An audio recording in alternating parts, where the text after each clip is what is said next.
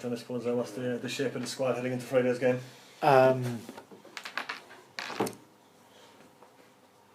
John Cav is out. Greg comes back in, obviously back from suspension. Benno is back in contention again, and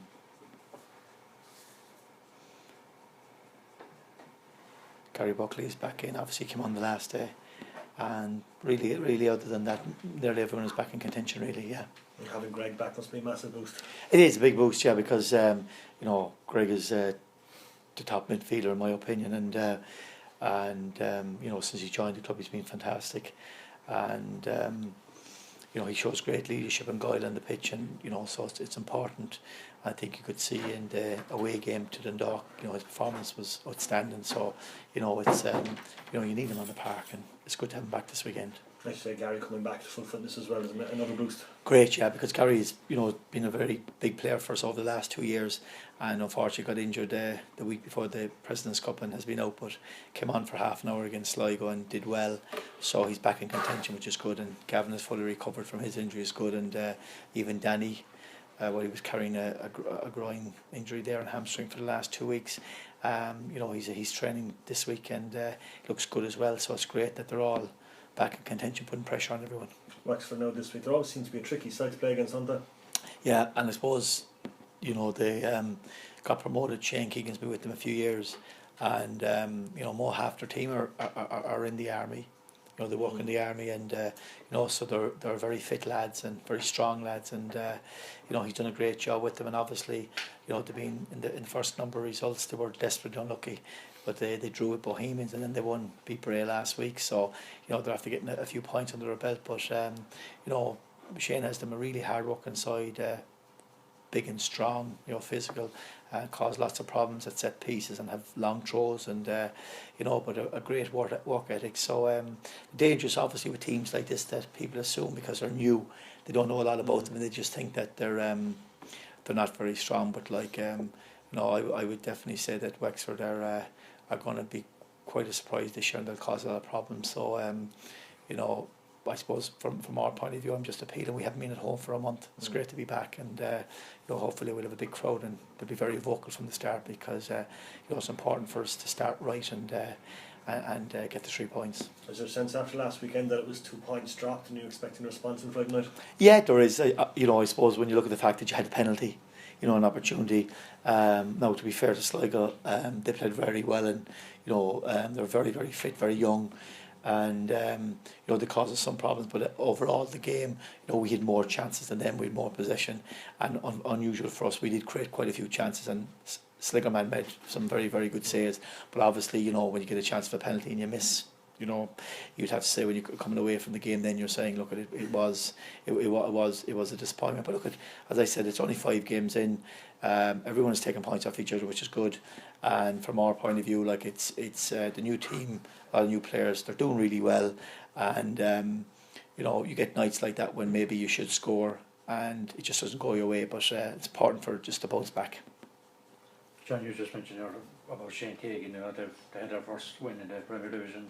Yeah. The other week against Bray, but they only lost to Derry and Dundalk by a goal. Yes. Dundalk were very lucky apparently. So yeah, last 88 minutes. You're impressed by Shane Keegan as a manager and what you know about him. He's the youngest in the league, I think. Isn't he? Yeah, and he's worked really hard, and yes, I suppose that the key, if you look at his team, he's a lot of players from the Kilkenny, Wexford, Carlow areas. Carlow IT. So he's built a sort of a local team there, and he's done really well to get them promoted, because it's hard going and to get out of the first division, and they were very impressive last year and won it well. And since he's come up, I just say like Derry, who are top of the table, scored in the 94th minute to beat them. The Dogs scored in the 88th minute to beat them. And there's something about them. So they have, and we've watched them, and we've had reports, and they're extremely fit and very, very committed and really dangerous at set pieces and long throws, and obviously up top they've got Daddy Furlan, who we know who's back in form and scored a few goals this year. They've got a lad playing with him up front, Paul Murphy, who came back from Ipswich. You know what I mean? So and then you look at their team. They've I think 6 on the Irish Army team. The Delaney's, Wall, Friel, Kenny, you know, all playing, so they're all fit guys and strong lads. So in fairness, he's put together a very hard working team and strong team. So that's why I think throughout the season, they will take a lot of results, and I think people will see that they're quite a decent team. And you know, by all accounts, up to last weekend, they were desperately looking in some of the matches. Were 3-3 against Bohemians, you know, and conceded a late equaliser for post. They should have won the match, and because they led 3 times. So you know, the results have shown they've been very impressive. So from our point of view, you know, the mentality sometimes is because they come up from the first division, people don't know a lot about them. They assume that maybe they're not soft touch.